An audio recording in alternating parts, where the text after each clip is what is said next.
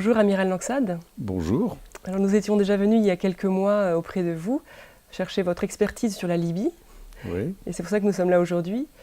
Le Premier ministre Fayez El-Sarraj, récemment venu en France, a annoncé que Sirte était en passe d'être complètement libéré de Daesh en Libye. Pouvez-vous nous exposer un tableau de la situation justement de où en est Daesh en Libye? Je pense que c'est la fin de Daesh en Libye en tant que représentant, enfin qu'entité dépendant de l'État islamique. C'est-à-dire que l'État islamique voulait établir quelque chose sur un territoire en Libye, un peu comme il l'a fait en Irak et en Syrie. Ça, c'est un échec et les combattants de Daesh ont été pour l'essentiel éliminés. L'organisation Daesh, elle-même, l'organisation terroriste, elle continuera d'exister en Libye. D'ailleurs, ce sera la même chose en Syrie. Le jour où on aura éliminé l'État islamique en Syrie, il y aura, comme Al-Qaïda, il restera une organisation terroriste, mais qui n'aura plus une base arrière, comme elle l'a aujourd'hui. Voilà, je crois que c'est là qu'on en est. Cette affaire a été menée par les troupes du gouvernement dit d'Union nationale. C'est donc un succès pour lui, mais évidemment succès qui aujourd'hui est compensé par ce qui s'est passé sur le pétrole. Oui, parce que est-ce que ce succès sur Daesh suffit à légitimer El-Sarraj en face du général Haftar qui vient de mettre la main sur, en gros, le pétrole, en effet, du croissant pétrolier de Libye? Je crois que le succès obtenu essentiellement par les gens de Misurata sur Daesh est évidemment un atout pour le gouvernement de Farage, mais le vrai problème, c'est l'opposition fondamentale entre l'Est et l'Ouest de la Libye. Et ce n'est pas ce succès militaire qui changera quelque chose. Les gens de Misurata ont montré leur capacité militaire. Ça s'est traduit par, je dirais, un avantage donné au gouvernement de l'Union nationale. Mais pour le reste, Haftar demeure contrôle toute une partie du pays, et maintenant il a mis la main sur le complexe pétrolier, enfin l'essentiel du complexe pétrolier, et de ce fait, il a lui récupéré d'autres arguments. Oui, parce qu'on a entendu Fayez El-Sarraj, comment dirais-je, tendre la main à Haftar pour engager le pays sur un chemin de réconciliation nationale, mais Haftar n'y semble pas du tout disposé. Et comme il vient de s'imposer comme interlocuteur incontournable grâce à son succès sur le pétrole, à votre avis, comment peut-on envisager l'avenir de la Libye? Je crois qu'il y a une opposition très ancienne entre ces deux parties de la Libye, entre la Cyrénaïque et la Tripolitaine. C'est une opposition historique, c'est une opposition culturelle, même si ethniquement, on est avec des populations appartenant aux mêmes origines. On n'arrivera pas facilement à faire travailler ensemble. Autrement dit, il va falloir trouver une organisation politique qui permette aux gens de la Cyrénaïque d'accepter de se fondre dans un ensemble national qui est la Libye d'aujourd'hui, enfin celle de Kadhafi. Est-ce que ce serait une fédération, une confédération? Est-ce qu'on peut avoir un système avec une grande autonomie donnée à la Cyrénaïque? J'en suis pas sûr. À mon avis, Haftar, il joue la partition. Et oui, mais comme le pétrole est quand même essentiellement cyrénaïque, mais que la National Oil Company est normalement tripolitaine, est-ce qu'on ne risque pas de vivre une guerre libyenne du pétrole? On peut très bien avoir une guerre libyenne du pétrole, encore qu'il y a du pétrole dans l'ouest de la Libye. Bon, peut-être un tiers ou un quart des réserves. on peut très bien voir ça. À ce moment-là, on entrerait dans une guerre qui serait clairement une guerre civile. Est-ce que ça empêchera d'aller vers la partition? Je n'en suis pas sûr. Alors, maintenant, il n'y a pas de projet politique sur la table.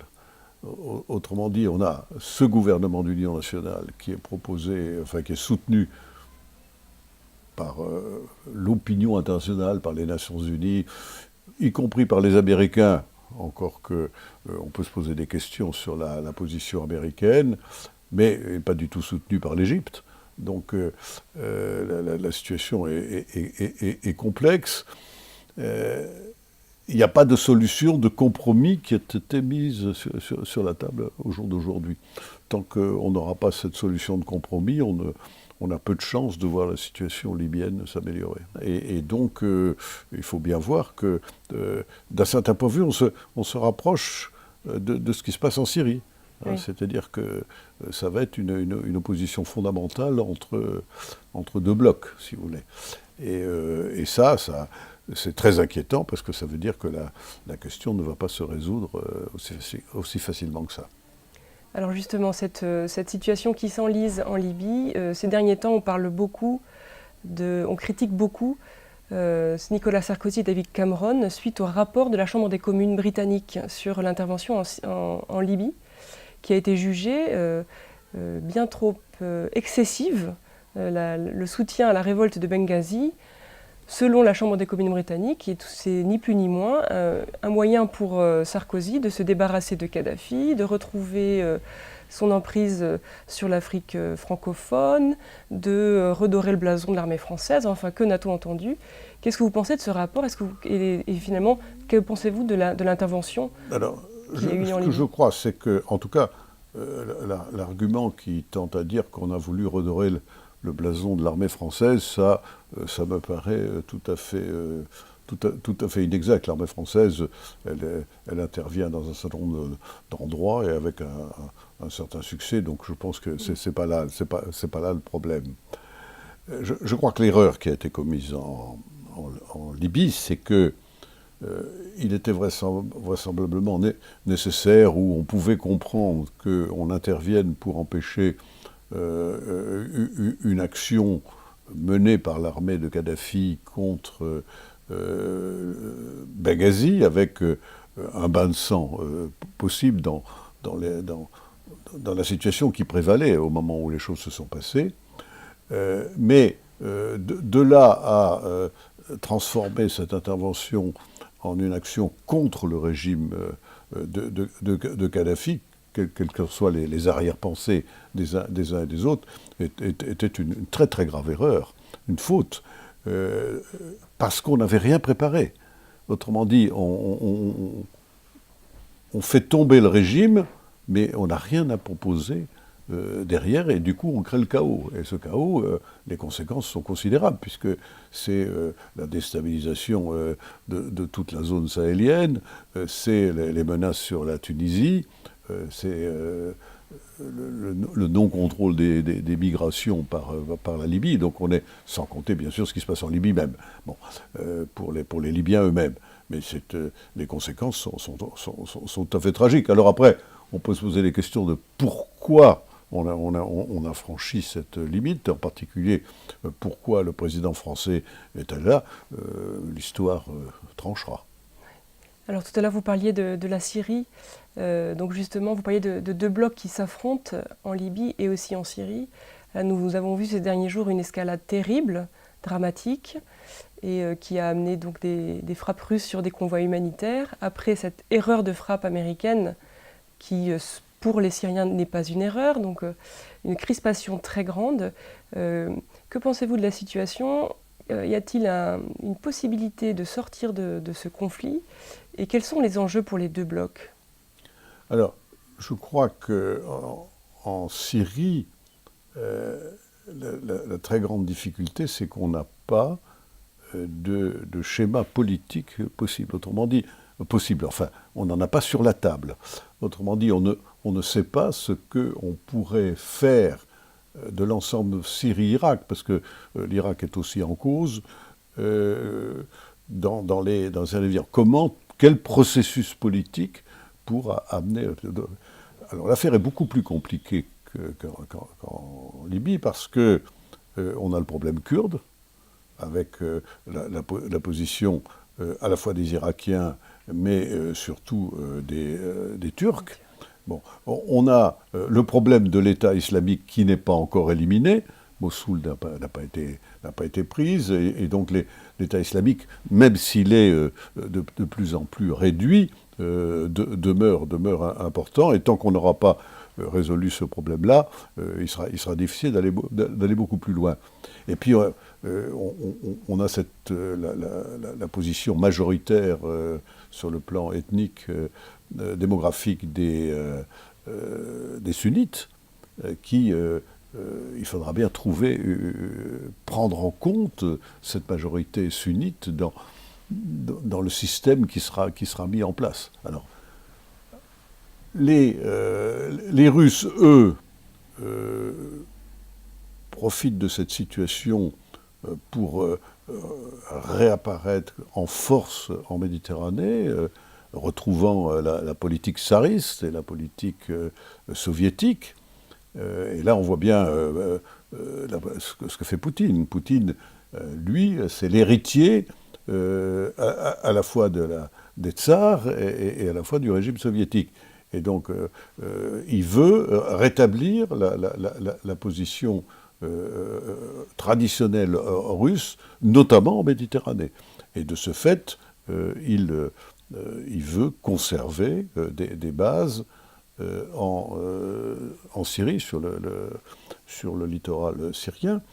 Donc ils ne sont pas du tout prêts, les Russes ne sont pas du tout prêts à céder. Et donc il est clair que la solution pour les Russes, ça passe par le maintien, peut-être pas d'Assad, mais le maintien d'un gouvernement, d'une autorité en Syrie qui dépendent des Alaouites.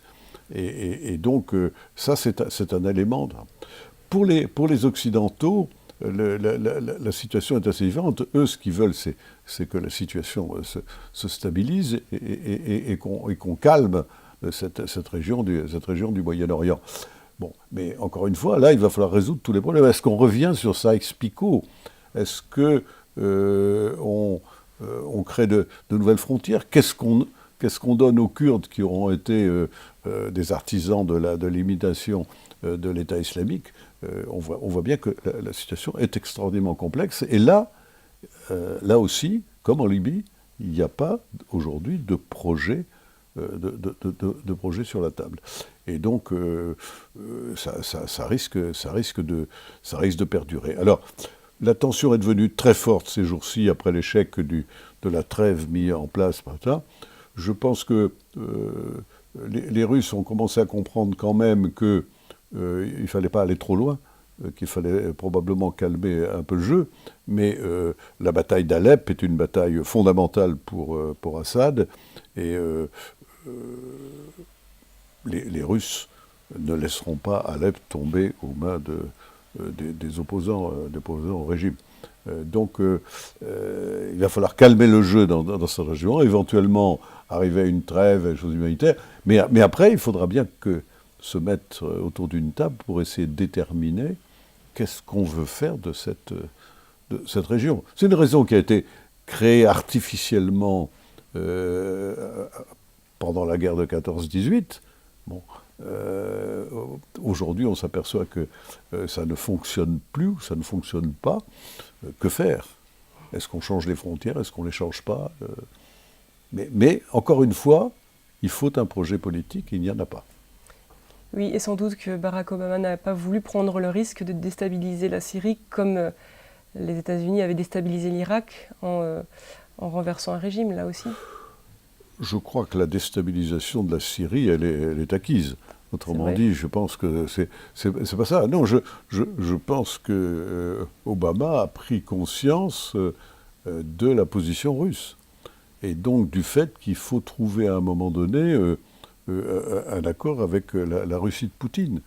mais ce problème, nous l'avons également en Europe. On l'a eu avec la Géorgie, on l'a eu avec la Crimée, on l'a toujours avec la Crimée, on l'a encore peut-être davantage avec l'Ukraine. Donc on a un véritable problème qui est celui du retour de la Russie sur la scène internationale. La politique de Poutine qui veut que la Russie redevienne une des très grandes puissances, voire superpuissances mondiales, ce qu'économiquement ils n'ont pas la capacité de faire, mais politiquement ils pensent pouvoir le faire. Bon, et je pense que Obama a pris conscience de ça et donc n'a pas souhaité un affrontement plus grave avec les Russes. Bon, de toute façon, il faudra compter avec les Russes pour trouver une solution en Syrie. Donc, encore une fois, les Russes veulent le maintien de leur position avec les Alaouites, donc avec le régime Assad sous une forme ou une autre. Les Occidentaux considèrent qu'Assad lui-même n'est plus. Donc là, on pourrait trouver un espèce de compromis avec les Russes. Mais après, quelle formule politique? J'en reviens à ça. C'est ça la grande difficulté de cette affaire. Et pour l'instant, bon, malheureusement, ce sont la population syrienne qui va en faire les frais avec une sauvagerie tout à fait extraordinaire. Merci beaucoup, Amiral Jacques Langsad.